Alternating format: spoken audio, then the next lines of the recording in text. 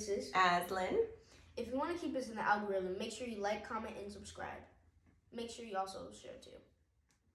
Okay, and today we're going to be talking about Ascended Masters.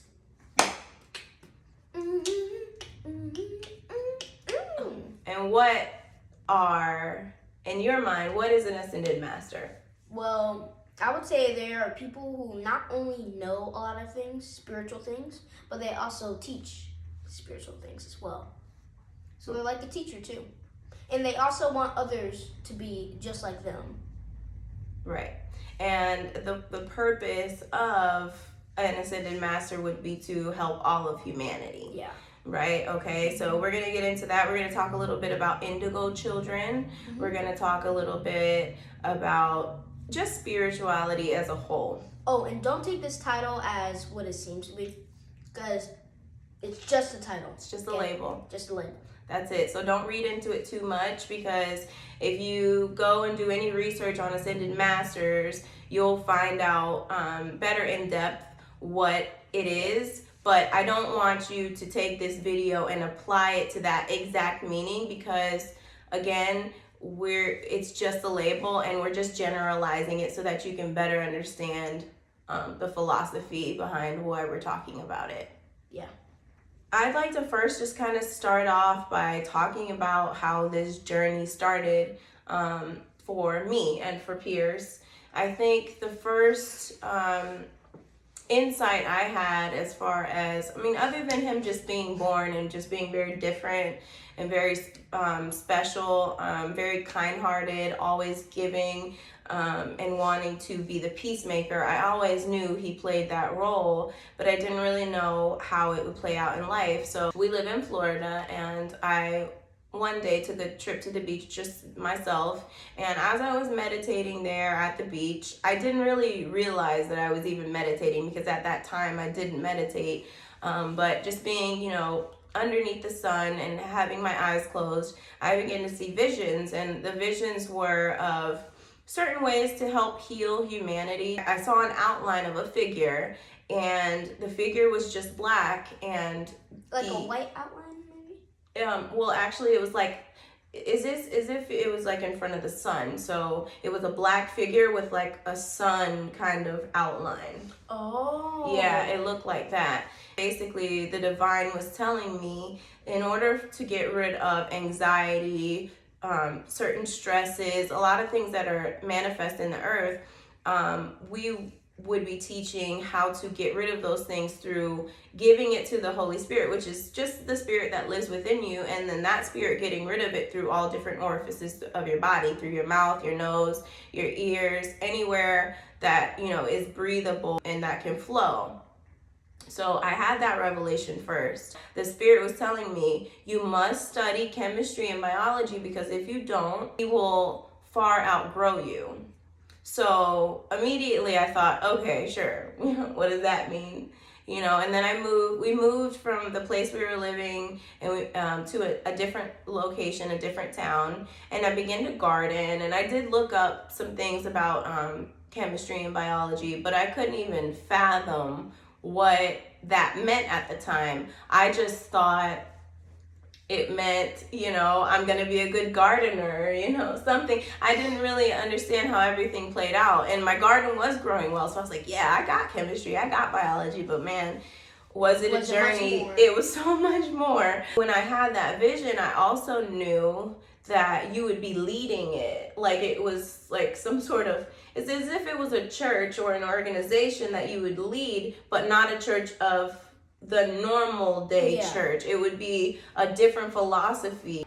I remember my dad used to always call me, and usually when he said that you're going to be like a leader, I used to think I'd get like because I always used to see Auntie Lana on Facebook, so I always think, I'm going to be following, people are going to be following me on Facebook. Right? Yeah. That's the first clue that I had that he was a special little guy, and since then, everything has evolved big time. High frequency and everything. Majorly. So we just want to kind of talk about some of those things, some of the feelings, and some of the stuff that it is that he goes through, and how we maneuver through life with this newfound philosophy. Also want to talk about kind of conscious parenting. There's a lot of things we're going to talk about on this channel, and we won't be able to cover it all in one video, so we're going to kind of stick to Ascended Masters and Indigo Children. Could you kind of talk about what some of your experiences are on a daily basis, and just kind of what you encounter with other children, what you encounter within self? That thought is kind of like a vision. I call it a vision, really, because when I think of it, I always think of like whenever I get bored or I don't do anything. That's why I always want to do something, which I know that I can't always do. So what I have to do is stay at a peaceful mind. But usually I think like, is God actually real? Is this just a dream of his? Is anything real? So then I start getting to all these questions and everything. And at first, it was real scary because my mom was I think before, when we were still Christians, we would talk about how, like, did you experience, kind of, like, she was thinking, did you feel hell or anything? I'm like, yeah, but it wasn't good. And right after that, then I tried to explain, but I guess I used to ask you, he used to get these visions, basically, and he still does get them from time to time, but they're usually pretty, scary for him. He feels like he doesn't exist, and only my mind and spirit are gone, because I can still see with my vision. So it feels like that's just separated. Or at least like, it could be an illusion. Right. So I wasn't sure at the time, but I knew that if it scared him, that it wasn't, I didn't really feel like it was from God. I felt like if it's something that's scaring you, then it's probably from the enemy, so we should try to block it out as best as possible. So we would do other things to take his mind off of it, to help him kind of look in a different way. And it helped, I felt like from both God and the devil. I think like, I don't know, because the thing is, it could be illusion or something to track me off. That, or something to keep you on track. Yes, or keep me on track. Because the thing is, you can't always want to do something. It's not always going to happen here. Right. So now the way that you typically get rid of it is to keep your eyes closed, right? Because you say because when I keep my eyes closed, I feel like instead of staying in this matrix. Yeah, we'll explain that after, like, a little after this. Yeah, I would usually just close my eyes, keep focused, just open all my senses and everything, and just make sure, look, you can't see everything right now. All you can see is heat rays, which also there's something else too I'm going to talk about. But yeah, like, I close my eyes, I experience all the sun and the moon, either that, because, it could be night or day. But just right after that, then I'm pretty good. Right. Like, when I open my eyes, it still might, like, experience it, but after that, I'm pretty good. So, usually it's, like, pretty fun. Right. So he's learned how to basically control it. He's also learned how to control a lot of other things. You want to talk about the code? Yeah. So let me explain. So this place, kind of the Matrix. Now, I want to explain real quick. So kind of a quick thing on who created our flesh and everything. Pretty quick, all right? I don't want to scare y'all. I don't think we should start it like that. Just talk about the Matrix. We talk about the Matrix, we don't have to talk about who created us. We can't go there right now. Okay. So basically, this is kind of like a matrix, like a way to, if you're really this awakened, you have to get through this, basically the matrix. Because if you're thinking like computer codes and everything, let's say you're playing a game, right? You're the player. You're gonna see different people with different purposes, like evil. I want to explain evil really quick. Evil, now, there are going to be people who are pure evil, but the reason why is because they are basically that level. That's the next level, the high level. They are something you need to get past and done with. Basically, I'm just saying, that's basically what it means. Like a trial? Yeah, like a trial. And that's what the Matrix is too. I'm not saying they're not real or we're not real, because we all have experiences, and that's why you can breathe in and you can breathe out, and you can spend time with your mom or your little brother or your dad or your family. That's why you can feel things. That's why you have your senses. Basically, senses are just there to tell you, hey, use me. You can smell, you can see, you can taste, you can hear, you can feel.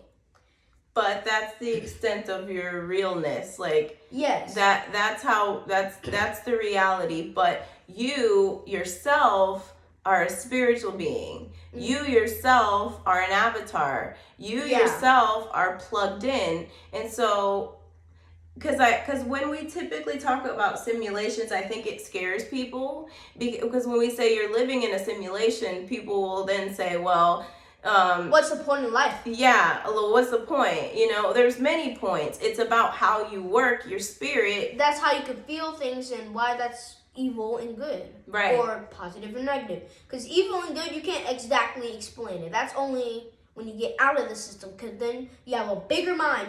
Your spirit, it's like this huge abomination of space itself. Not only that, but you got multiple space people. Got it? And there's multiple people. Let me explain. We have at least 12, something like that, dimensions, multiple dimensions. Not saying there's like a bunch where you can't explain it, which there could be. But remember, you still got universes, dimensions, galaxies, solar, suns and everything, stars. You got all that stuff. But there's nothing to worry about, because sooner or later, those dimensions will become you. Okay, so let's say you got 12, they right? Collapse. Exactly. Sooner or later, and it creates the ultimate emotion, basically, of God, or pretty much God. And you'd be your higher self. Yeah, but don't take this seriously, because when you say you're God, first, two things that can happen: you become religious and go against us. That, or you could just say, well, I'm God. I can just do whatever I want. Idolize yourself. Please don't do that, because sooner or later, it's basically just going to get the worst for you. It might get worse for other people, but still mostly for you. Because more or less, we're talking about fractals. We're talking about oneness. We're talking about togetherness and co-creating. Together. We're not talking about singular and just, oh yeah, I am this. I'm and God. You have to follow me. No. Right. No. Right. Good. So that's kind of like a math equation. Now, when I see codes, usually it's not numbers, okay, which I'm surprised too. When I see them, I usually see like kind of like light rays sometimes, and then the light rays evaporate or whatever, and then I see the codes, right? The codes were like little funny invisible outlines, or like, it's kind of hard. Does it look exactly like the ones in the Matrix? No, it's not green. It's clear. It's like a clear color. I talked to my dad about this. He had the same exact thing, and I told him I can make like S's or 8s with my number. with my finger, and I can make like a circle. But it's hard right now because I got a light that's like shining, so it's different. But yeah, other than that, it's pretty much that, and it's probably meaning that my real spiritual being is actually calculating the codes and saying, look, we're getting closer here, okay? It's like decoding the entire Matrix, man. Like, right. Okay, look, you're almost done. Everyone else is at the same level. We got to get past a couple years in your lifetime. After that, you come back with me, then we can save the rest of the world. Right. So that might seem a little deep coming from a 10-year-old, or maybe even a little off. Like, some people would say, well, that doesn't make any sense. Well, it doesn't make sense to you because you're not in his head, you know? But at the same time, we know that this is not something that a normal 10-year-old would be experiencing. But because of the level of education and IQ that he has, we can take it and say, and apply this to life and say, there must be something here, you know? You're obviously not a totally a loony, right? So I just want to say, I kind of am an indigo child, so don't think, oh yeah, I'm so smart that in school I can go from college or whatever. No, he's not a genius. Not a genius. But he is. I'm not good at math, but I am like, I'm kind of a mathematician right now. But in like reading and other things, it's all pretty leveled right now. Right. Before I had a bad problem with like focusing sometimes, because usually I would think about all these different things, and it kind of gets complex in my head. Mm-hmm. So yeah. Yeah. So because he's indigo, basically, And a lot of indigos will show up and they materialize as people that have ADHD, but they, of course, are diagnosed with ADHD and then get on medications. And so their true essence and their true nature is basically banished from them with medication, so they can't even tap into what it is that they're channeling, because the reason that they act this way is because they're channeling things that are very important for humanity, right? Because they're here to help heal the wounds. They're here to help change patterns. Either that, or they could also like explain it in a physical way. And like there must be other people that can explain it in a mental way, but physical, I guess from here, it's probably like one of the biggest things. You know, mental is still big too, so it's like pretty level. And there's also different, you know, there's different other purposes, right? Because you know you got, let's say, explaining things. You know, you got tarot cards, which we'll get onto that another. That's more my thing. Yeah. Yeah, but there's a bunch of different things. You could probably think of them yourselves, like inventions and explaining how this can make a difference in life, right? I didn't even think of that either. I just, so, yeah. So now that you have a little bit of background information on the Matrix, on indigo children, on spirituality in and of itself, I think our next video will talk a little bit about religion. Oh yeah. Because I think that's an important thing to talk about, because it is a hack in the Matrix. It's a hack. You know, all major religions, Christianity, Islam, and Judaism, are hacks in the Matrix. And so I think they're important to be to talk about, because we did start our journey off as Christians.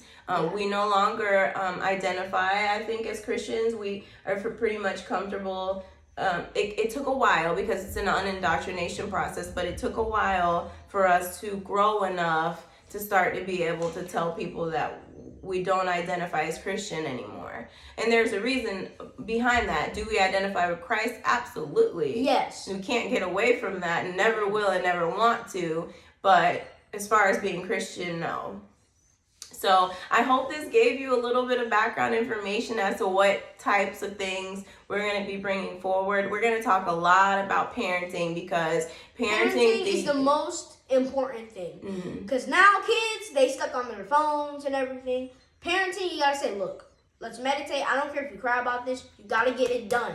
Because you can't be stuck on your tablets and all that stuff. Yeah, we're going to be talking about parenting, because, you know, it definitely starts with the youth. Everything starts with them and trickles, you know, or not trickles up, but, you know, goes up. We build that way. So they're the foundation. So we're going to talk about a lot of other things, not just parenting. There's lots of things that you guys need to know as well, just as a pure, you know, adult. As an adult human being, there's a lot of things that we've been taught wrong. There's a lot more to unprogram with you than there would be with a 10-year-old. You know, I can have this conversation with children and they understand it very simply, versus me trying to talk to an adult about this. They have no interest in it. So, because that's part of the world that we live in. But we're going to change that paradigm, because we're going places, okay? We're going to new earth. So we have to be prepared for that. And for those of you that are coming with, it's time to prepare, okay? Also, want to shout out my birthday on February 3rd, Aquarius in the building. Age of Aquarius, holla. All right, love you guys. Bye.